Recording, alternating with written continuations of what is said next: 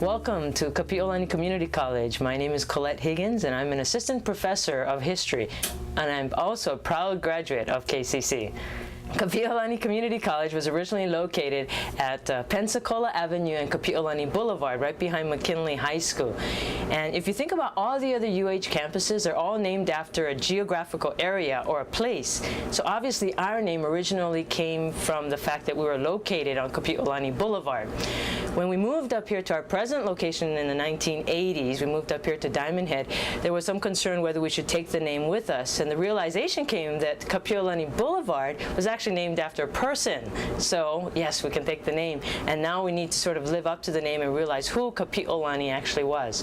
So our campus bears the name of Kapi'olani, and she was Queen Julia Kapi'olani, married to King David Kalakaua, who reigned as Hawaii's 7th monarch from 1874 to 1891.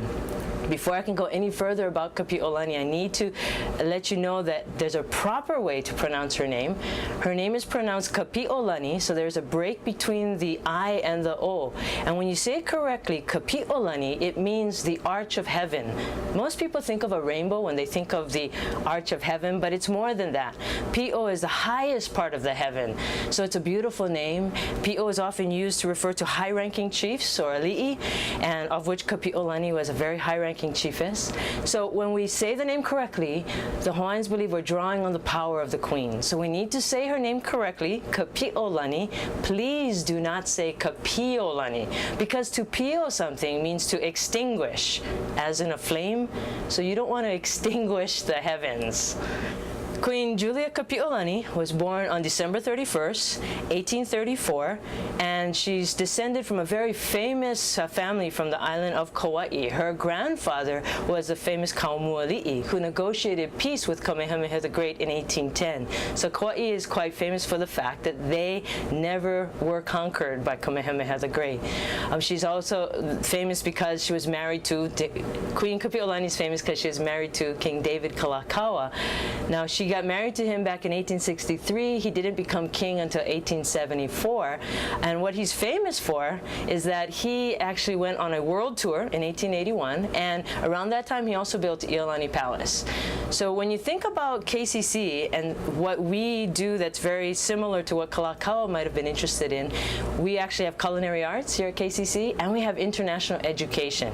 So in terms of Iolani Palace, the dining room that they had there, it was really the best you could think of in terms of food at that time, and they've served it on the finest china and the best crystals of that day. So it wouldn't be luau eating, two-finger poi outside. It wasn't that. It was fine dining at Iolani Palace.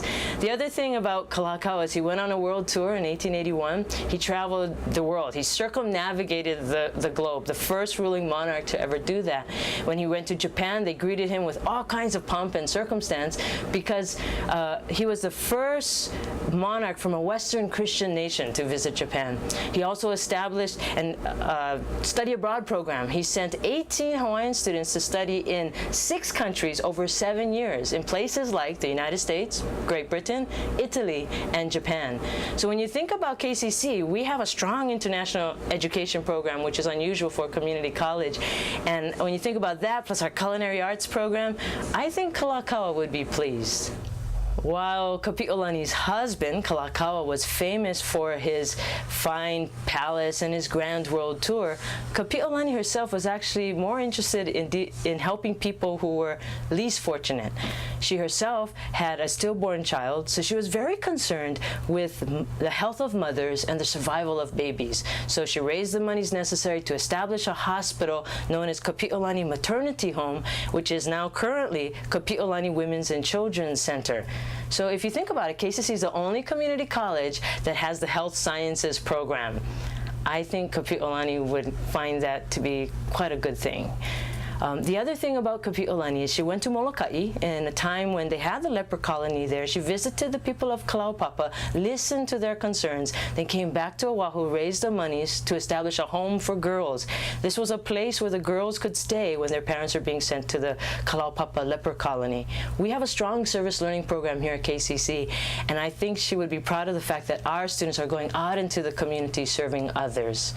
And finally, the thing that I think sort of shows KCC perpetuating Kapi'olani's legacy is the fact that we are the only UH campus to have Gallaudet regional offices here on campus, and that's for the hearing impaired.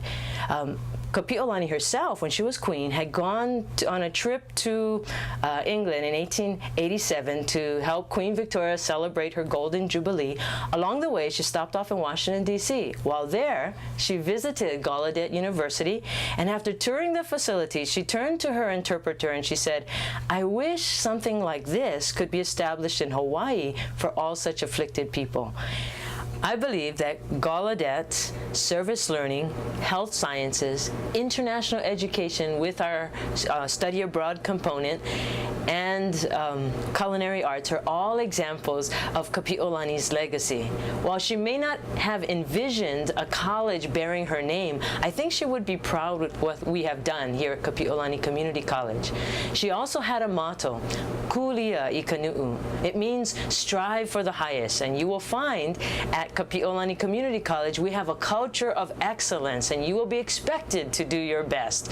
So remember, we are the only college named after a person, not a place, so please pronounce your name correctly, and Kulia Ikanu'u, strive for your highest.